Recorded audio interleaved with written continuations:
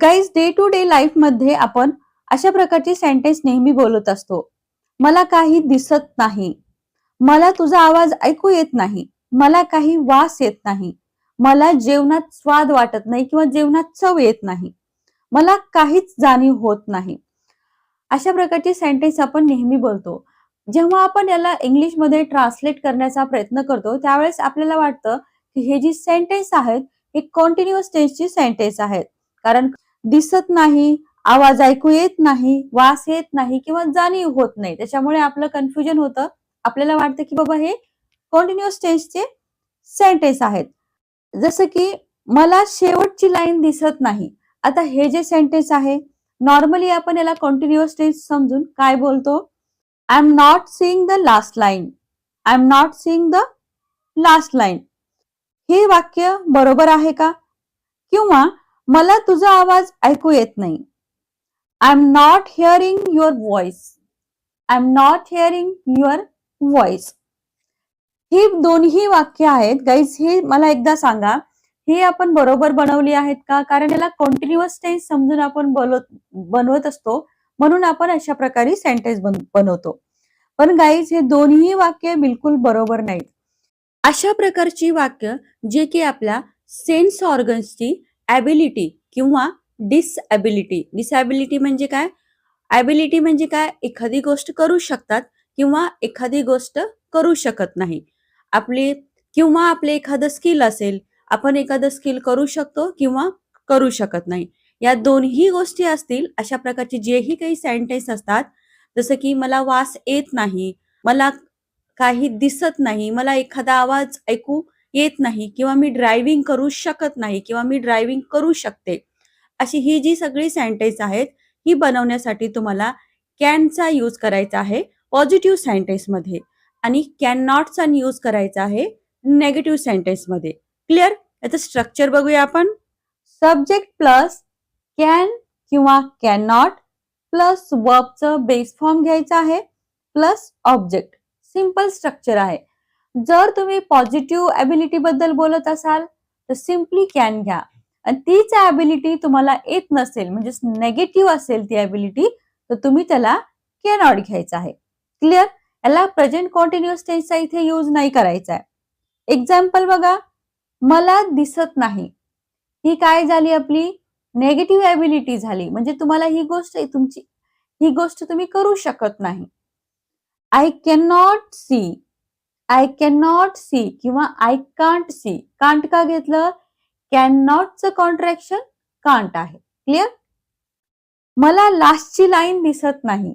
आता हे सेंटेन्स बघा, पहिलेही आपण हे सेंटेन्स बनवलं होतं, I am not seeing the last line, पण ते सेंटेन्स एकदम रॉंग आहे. करेक्ट सेंटेन्स काय होईल? I can't see the last line. I can't see the last line. मला बोर्ड दिसत नाही. I can't see the board. I can't see the board. मला दिसत आहे. ही काय झाली? तुमची पॉझिटिव्ह ॲबिलिटी झाली. मी सांगितलं पॉझिटिव्ह ॲबिलिटी कशी सांगणार तुम्ही? कॅन घेऊन. I can see. I can see. त्याला ऐकू येत नाही. He can't hear. He can't hear. त्याला ऐकू येतं. He can hear. He can hear. त्याला ऐकू येतं का? इथे तुम्ही काय केलंय? क्वेश्चन केलंय. सिम्पली तुम्हाला इथं काय करायचं आहे? कॅन पहिल्यांदा लिहायचं आहे, त्याच्यानंतर सब्जेक्ट, सब्जेक्टच्या नंतर वर्बचं बेस फॉर्म लिहायचं आहे आणि नंतर ऑब्जेक्ट लिहायचं आहे. इथे जेही तुम्ही पॉझिटिव्ह, नेगेटिव्ह किंवा क्वेश्चन वाले सेंटेन्स बनवाल तिथं सगळ्या ठिकाणी तुम्हाला वर्बचं बेस फॉर्म घ्यायचा आहे. फक्त जे इंटरोगेटिव्ह म्हणजेच क्वेश्चन वाले सेंटेन्स असतील त्याला लास्टला तुम्हाला काय करायचं आहे? क्वेश्चन मार्क द्यायचा आहे. क्लिअर? हे सेंटेन्स काय होईल?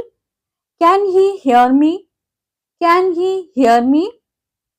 आता आपण काही मिक्स सेंटेन्स बघूया. मला वाचता येत नाही. I can't read. I can't read. मला भूक लागली आहे. I can feel hungry. I can feel hungry. मला काही वास येत नाही. I can't smell anything. I can't smell anything. मला काही चव कळत नाही. I can't taste anything. I can't taste anything. मला काही जाणवत नाही. I can't feel anything. I can't feel anything. मला इंग्रजी बोलता येतं. Positive ability. I can speak English. I can speak English. मला स्वयंपाक करता येतो. I can cook. I can cook. तुला गाडी चालवता येते का? क्वेश्चन केला आहे. Can you drive a car? Can you drive a car? तुला काही वास येतोय का? Can you smell anything? Can you smell anything? मला नीट दिसत नाही. I can't see properly. I can't see properly. Guys याच्यावरचे जे काही तुम्हाला प्रॅक्टिस सेंटेन्स असतील ते आपल्या टेलिग्राम चॅनलवरती भेटतील. तर टेलिग्राम चॅनलला तुम्ही नक्की फॉलो करा. आता एक शॉर्ट रिकॅप बघा गाईज. जेव्हा तुम्ही शॉर्ट रिकॅप बघा, इझी ट्रिक्स आहे हे. I can plus any skill. I can positive असेल तर I can plus any skill. जेही स्किल असेल ते तुम्हाला आय कॅनच्या नंतर लिहायचे आहे. इथे कोणताही सब्जेक्ट असेल त्यासोबत तुम्हाला कॅनच घ्यायचा आहे. क्लिअर?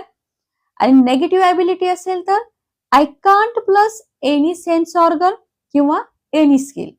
तसं जर क्वेश्चन करायचं असेल तर can you plus any skill लास्टला क्वेश्चन मार्क. क्लिअर? हा शॉर्ट रिकॅप आहे.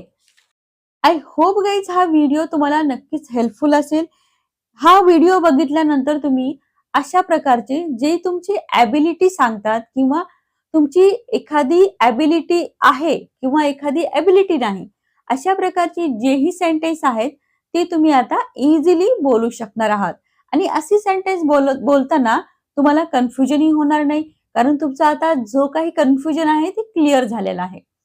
गाईज अशा सेंटेन्सची प्रॅक्टिस नक्की करा डेली यूज मध्ये आणि चांगल्या प्रकारे इंग्रजी बोला.